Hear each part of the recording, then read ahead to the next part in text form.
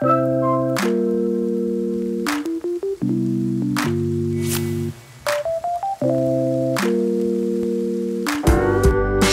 예술이 되다. 광주광역시 문화예술정책포럼 9월 8일 광주광역시의회 예결특위회의실에서 나마린 아나운서의 사회로 진행되었습니다. 광주광역시 이명노 시의원의 자장을 맡아 2023 장애예술의 성장과 비전에 대한 한국장애인 문화예술원 김영희 이사장의 주재 발표, 광주광역시 장애문화예술 지원 현황과 과제에 대한 김홍석 광주문화재단 사무처장의 주재 발표, 장애의 예술이 되다 김용목 실로한 사람들 대표의 주재 발표.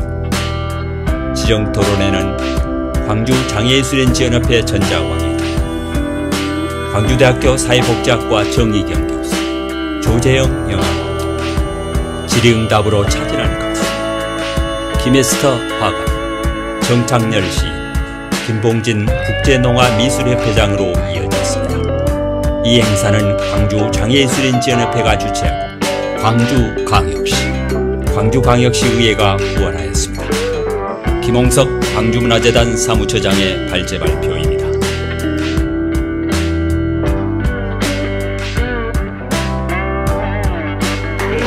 본격적인 토론에 들어설 발제 발표를 들어보도록 하겠는데요. 처음에 저희가 시작할 때 좀 지연된 시간들이 있다 보니까 한 15분 정도 늦춰진 것 같습니다.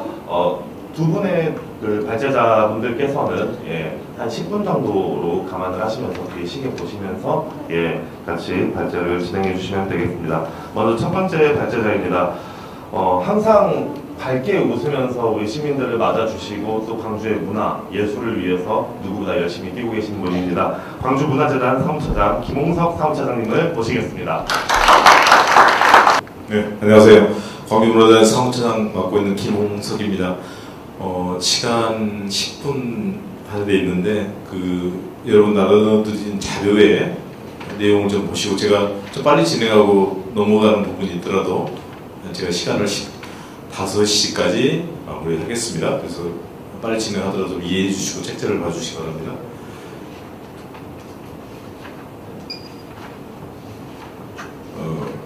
쭉 이사님께서 조례에 대한 설명이 좀 있었습니다만 잠깐 제가 다시 한번 말씀드리겠습니다. 광주광역시는 2013년에 광주광역시 장애인, 그러니까 저희가 대화하고 있는 장애인과 장애예술인에 대한 부분을 구별해서 봐주시면 좋겠습니다. 장애인 문화예술활동 지원 조례를 제정하게 됩니다. 이것은 문화예술진흥법과 장애인 차별 금지, 권리 규제 등에 관한 법률에 따라서 장애인 문화예술 활동을 장려하고 지원하기 위해서 하게 됩니다. 아시다시피 모든 것들은 법률적인 근거가 되고 조례가 되는 가운데 예산이 수반되면서 실행할 수 있기 때문에 법들이 먼저 진행되고 후속 조치로 예산들이 따르게 됨을 볼 수가 있습니다.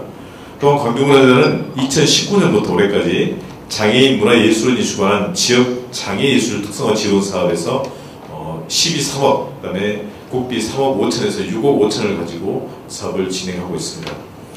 제도를 마련하고 진행하고 있습니다만 아직도 미비한 점이 많고 저희가 인식 개선에서부터 사업에 접근하기까지 많은 부족함이 있지만 시행착오를 거듭하면서 이것들을 완성되리라고 저희들은 확신하고 있습니다. 오늘 여기서는 장애인 및 예술인 통계 자료를 통해서 현황을 검토하고 장애예술인 실태조사 결과와 현재 진행 중인 장애인 문화예술 지원 사업을 소개하고 마지막으로 문화재단이 하고 있는 것들에 대해서 향후 사업들에 대해서 잠깐 말씀드리고자 합니다. 장애예술인 문화예술 활동 지원에 관한 법률은 2020년 12월 24일에 제정되게 됩니다. 문화체육관광부는 이 법률에 근거해서 제1차 장애예술인 문화예술 활동 지원 계획을 수립하게 됐습니다.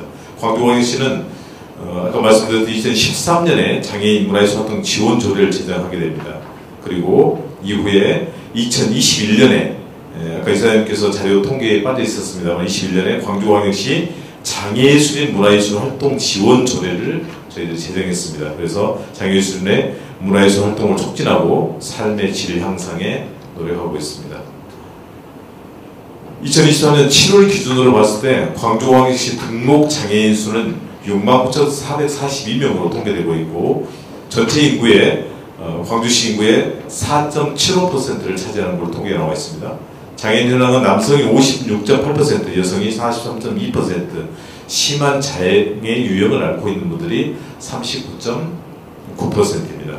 장애 유형 분류는 지체, 청각, 지적, 시각, 뇌병면 이런 순으로 나와 있고, 특이한 점은 60대 이상의 그 장애인들이 39,000명 정도 되는데 고령층의 장애인들이 무려 55.9%를 차지하고 있는 통계를 볼 수가 있습니다.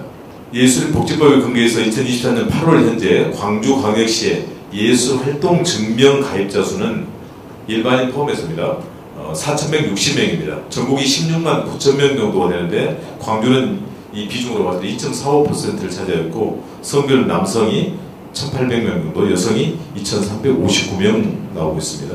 예술활동 증명에 가입하지 않는 예술인, 가입 요건을 충족하지 못한 예술인들이 포함하면은 그 숫자는 저희가 문화보동 소통센터를 통해서 활동 증명을 독려하고 많은 홍보 활동하고 있습니다만은 아직도 상당히 많은 수가 등록하지 않은 걸로 보고 있고요.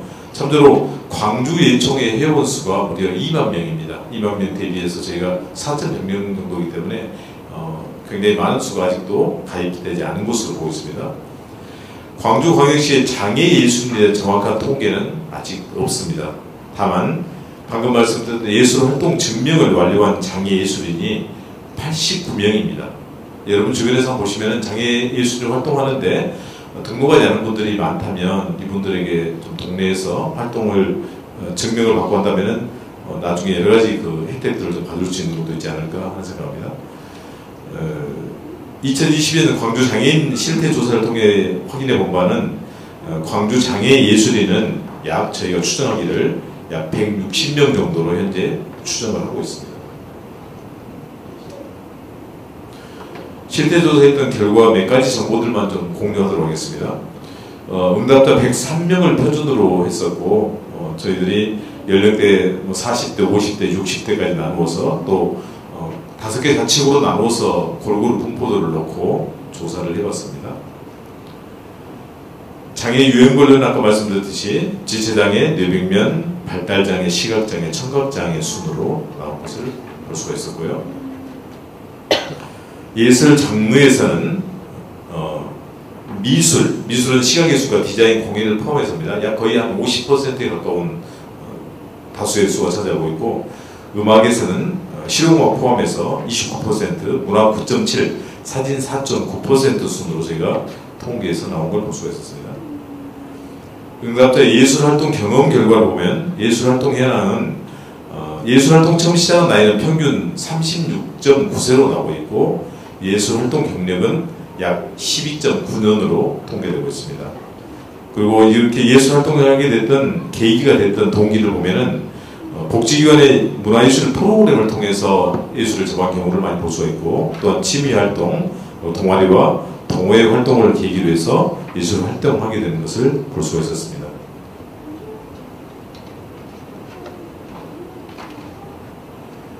예술 활동에 도움을 준 사람들을 보면은 예술 재능을 발견하고 전문 예술로 이끌어준 경우는 정말 놀랍게도 주변분들이 아니고 본인 스스로가 찾아서 한 결과 무려 45.6%를 차지할 수 있습니다. 그리고 예술이나 친구들이 추천해서 하는 경우는 40%, 복지기관을 통해서 가는 경우는 25%의 통계를 저희가 집계할 수 있었고요. 전문 예술인이 되는 과정에서 교육비용 부담 주체는 어떻게 되고 있는가에 대해서 파악해본 바, 개인 부담이 아직도 63%. 그러니까 일반 예술인들이 활동하는 것은 정부 지원 정책에 따라서 예술 특성화 지원 사업이라든가 거의 지원 사업이 많은 반면에 또 장애 예술인들에게 이렇게 활동할 수 있는 것은 의외로 예산들이 굉장히 적음을 볼 수가 있습니다. 공공지원 재원은 26% 정도로 나오고 있습니다. 전문예술을 교육할 때 가장 고충은 무엇인가 이렇게 확인해봤더니 교육기관이 부족하다, 공간이 부족하다, 시설이 미비되어 있다, 이런 데이터들을 볼 수 있었습니다. 예술활동 목적이 무엇인가? 목적은 나 자신의 행복 추구가 47%, 장애의 한계를 넘어서기 위해서 23% 정도를 볼 수 있었습니다.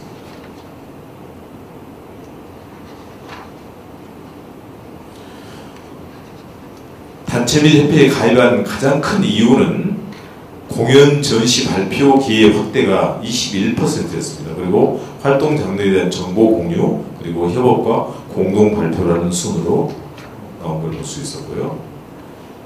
예술활동 과정에서 가장 필요한 것은 무엇이냐라고 했을 때 연습 공간, 창작 제작을 위한 연습 공간들, 창작 공간, 예술인 커뮤니티 이런 것들이 있었습니다. 이사님께서 말씀하셨듯이 베리어 프리 정책들이 반영되면서 모든 여건들이 갖추어지는 환경적인 요인들이 굉장히 중요한 것으로 보이고, 그런 것들을 만들기 위해서 민주인권 평화 도시를 표방하고 있는 광주시에서 베리어 프리 정책에 따라서 장애 예술인들에 대한 이런 센터 건립이라는 것들은 지속적으로 정말 고민해야 될 부분이라고 생각합니다.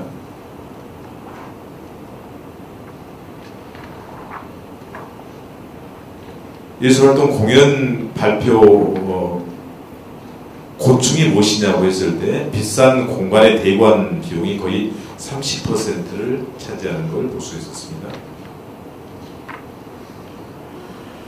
예술활동 시 보호자의 도움이 필요한가?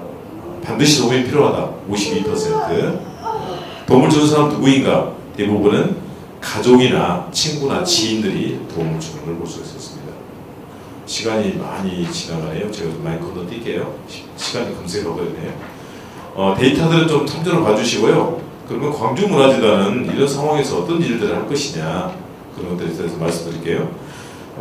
물론 장애인 실태 조사를 통해서 예술 정책을 반영하고 예산들을 확보해서 고루 회피할 수 있도록 하는 것들에 대해서 저희가 정책적으로 갈 수 있도록 하겠습니다. 그리고 23년도에 이런 22년도 통계 조사를 통하고 사업들을 받으면서 생활권 내에서 문화 향유하는 거점들 마련들, 그 다음에 저희가 광주시에 있는 그 장애 기관들과의 MOU를 통해서 장애 활동들을 돕는 활동들을 계속해 왔었고, 많은 분들이 활동 지역에 대해서는 대부분의 주거 지역과 거의 대부분 일치하고 있는데, 같이 접근성의 문제라든가 이런 문제들이 해결할 수 있는 공간들을 확보해서 가는 것들이 굉장히 중요함을 볼 수가 있었습니다.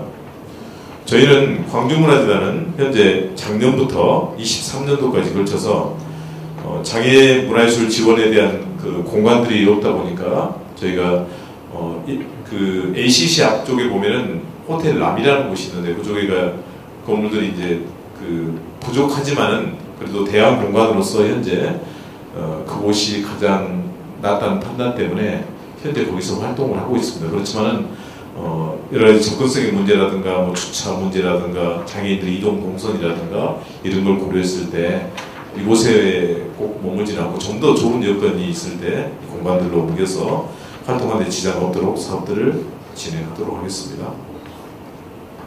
제가 약속한 시간이 2분이 지나버렸네요. 좀 건너뛰겠습니다. 여러 가지 그 일반 사업들도 많이 있고 예술가 지원하는 것도 많지만은 저희 광주문화재단은 문화 다양성을 존중하면서 특히 장애예술인 지원과 정책이 안착될 수 있도록 구성원들과 함께 최선을 다하도록 하겠습니다. 부족한 내용들은 좀 책자를 참고해 주시면 감사하겠습니다. 이상 발표를 마치겠습니다. 감사합니다.